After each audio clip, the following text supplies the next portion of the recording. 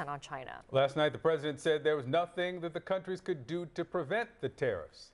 Our correspondents are spread out across the globe to bring us the very latest. Paula Newton is in Ottawa. Mark Stewart is in Beijing. Valeria Leon is in Mexico City. Let's start in Canada. Paula, Prime Minister Justin Trudeau, he says that Trump's tariffs would be met with a swift response. Any specificity behind that? What are you learning?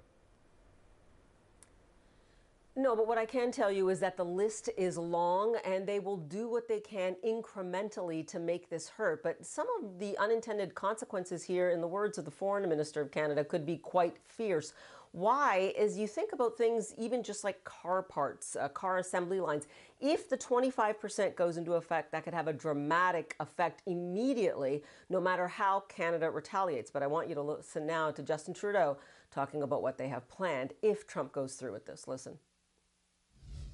If the president does choose to implement any tariffs against Canada, we're ready with a response.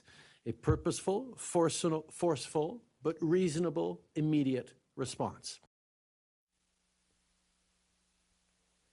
So immediate and reasonable. We'll see what that looks like. I have to say, Victor, Canadian officials continue to say, as late as last night, they have seen no paperwork.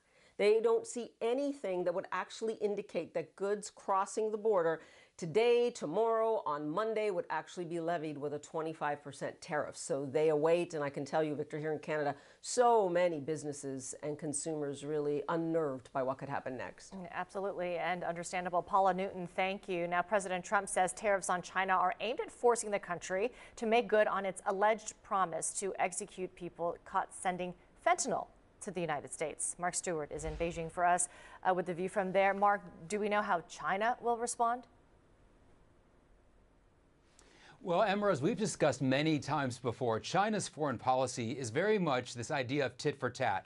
You hurt us, we'll do something to hurt you back. But this is all unfolding in the midst of the Chinese New Year. Beijing is pretty much shut down. We have not been able to hear from the government, but in the past has said that there are no winners in a trade war or a tariff war, and Beijing, the government, will do what it needs to protect its interests.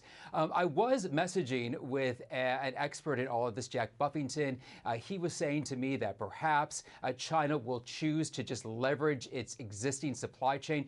We are not going to get a clear idea until next week, at the very earliest, when perhaps we'll hear from a government spokesperson. But what is clear is that China is a manufacturing force for the entire world. I have been to these factories. They are big, they are sprawling.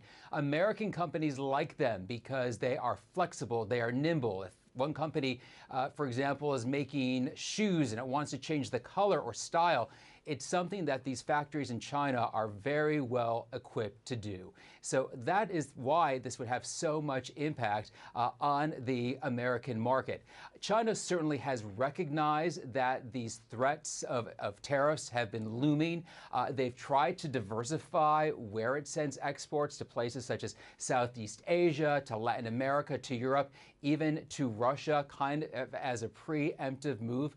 And on this topic of fentanyl, it's an issue that has come up before. It's something that the Biden administration has brought up with leadership here in Beijing several times over the years. Mark Stewart for us in Beijing, thanks so much. And overnight, Mexico's president says that her country is awaiting any potential U.S. tariffs with a cool head. Her words there. CNN's correspondent Valeria Leon is in Mexico City. Valeria, tell us more. So the U.S. is by far Mexico's largest trading partner, which means that Trump's plan to impose tariffs on Mexico could be damaging to the U.S. economy. Mexico's President Claudia Sheinbaum called for a cool head and stressed that her administration is actively working on measures to mitigate the situation. Although she declined to go into detail about the plans, she has previously said that Mexico is prepared to respond with tariffs of its own. Moreover, Mexico's economy minister, Marcelo Ebrard, said that Trump would be carrying out a strategic mistake if he imposed tariffs on Mexican goods. He said that U.S. consumers would face higher prices across all sectors, and this impact will be felt by millions of American families overnight. Ebrard said that the main companies affected would be those within the U.S., like Ford and General Motors, between others, whose plants in Mexico produce the largest share of exports to the U.S. In addition, Ebrard underscored that families in the U.S. would see the greatest impact on their pocketbooks, especially on household appliances, of which Mexico is the fifth largest exporter worldwide. But if tariffs are broader, that could raise prices on many common purchases because Mexico is one of America's top trading partners. Some prices could rise quite quickly. All right, Valeria Leon, thank you very much. We, of course, will be watching for the responses from Mexico, Canada, and China if and when these tariffs take effect.